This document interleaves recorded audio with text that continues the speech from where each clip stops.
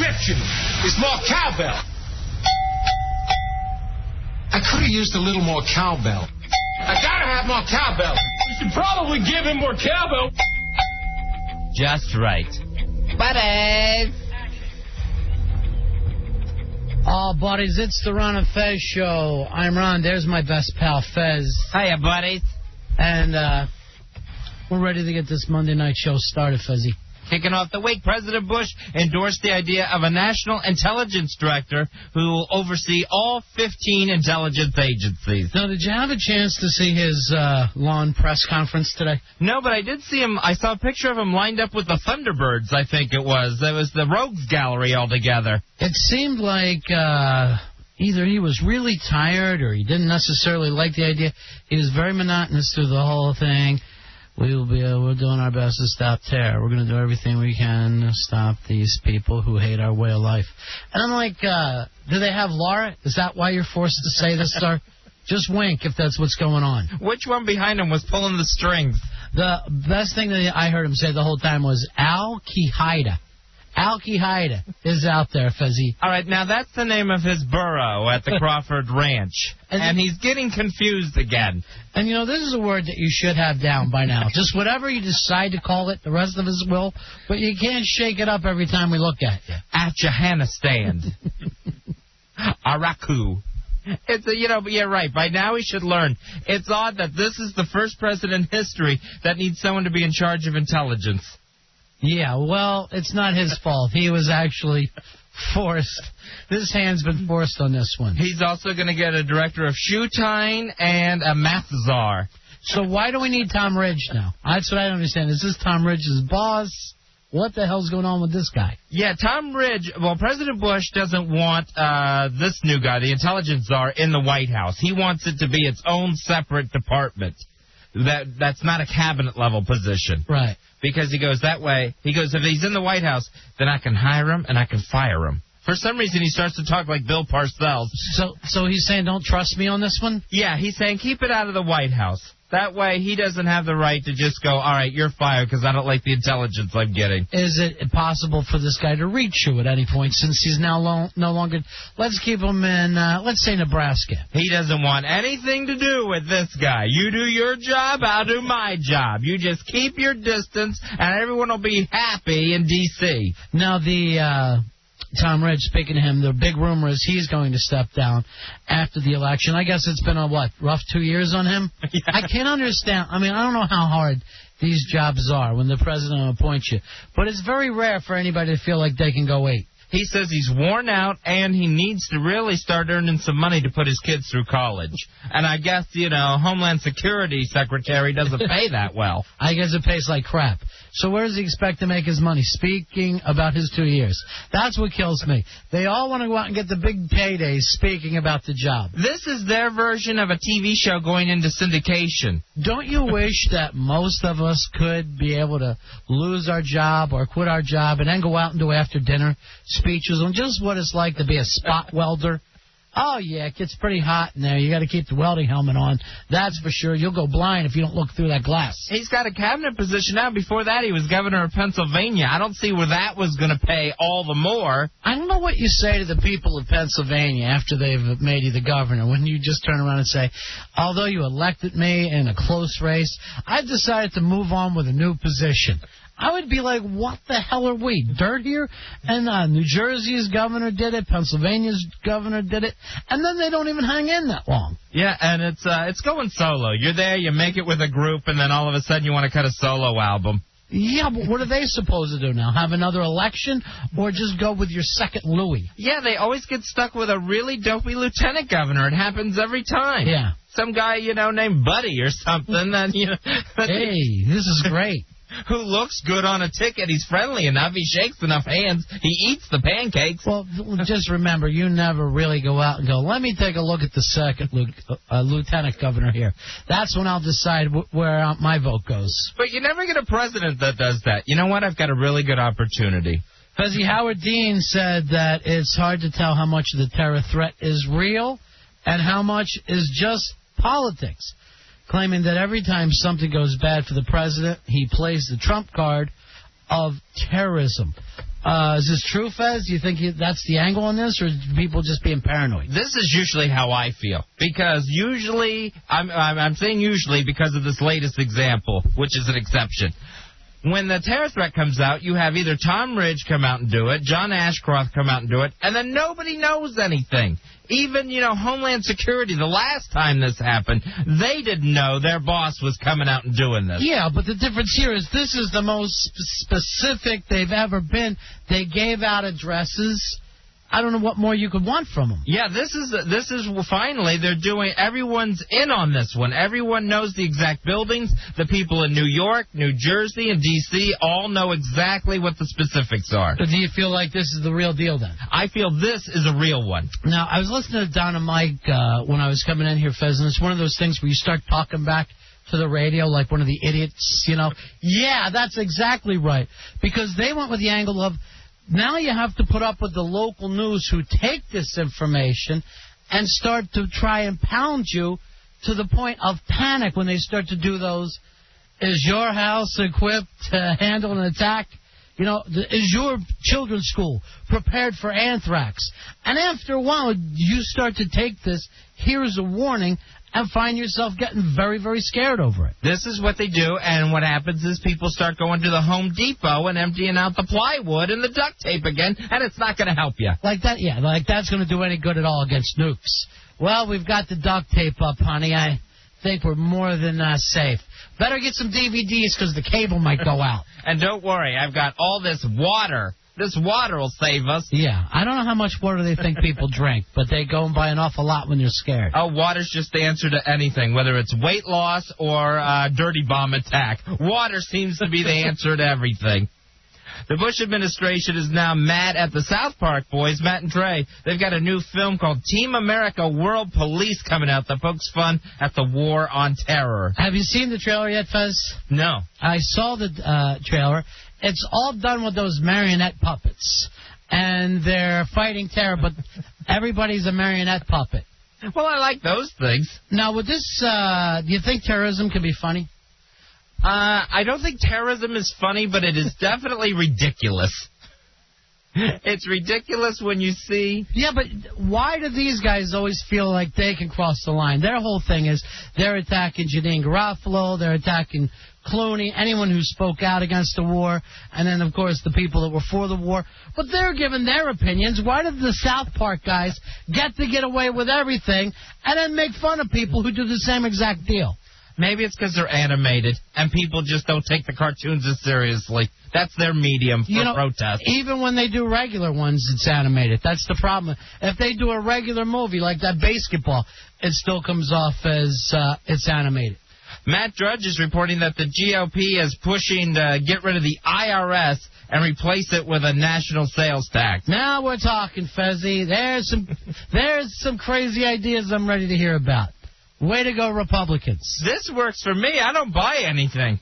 I buy food, and that's probably about it. You wouldn't get much tax money out of me. Yeah, but how is this going to work out? I mean, now is a sandwich going to cost you $18?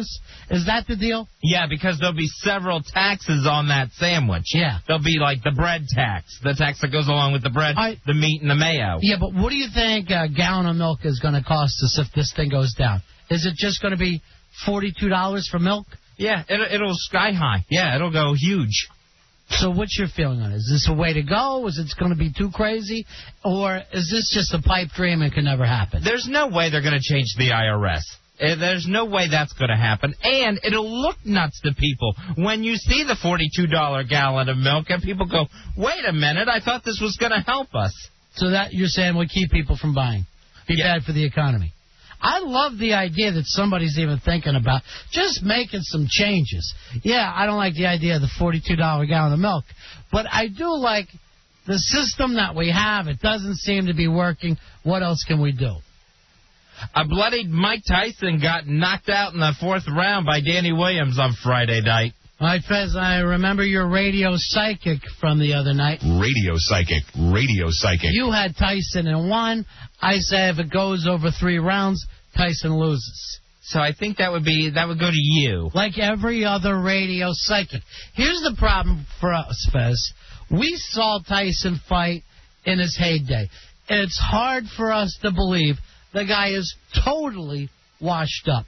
It reminds you of like that guy in your neighborhood that could kick everybody's ass, but then he becomes a junkie, and you're still like, I'm a little bit afraid of that junkie. I saw him knock out somebody when I was in 11th grade. You really find it hard to get it through your head that Tyson can't fight anymore. Well, it's hard to imagine him being 38 years old, and he faces the problems of a 38-year-old in the ring where, like, a knee goes out. You know, before, that's something Tyson probably wouldn't have had to worry about. Well, the way he's getting knocked down anymore, I'm sure the knees grow out all the time. His knee goes out because somebody popped him in the forehead. That's why his knee went out. And he bleeds so much anymore. All you got to do is really bleed once. That's all it takes. After that, you're a bleeder.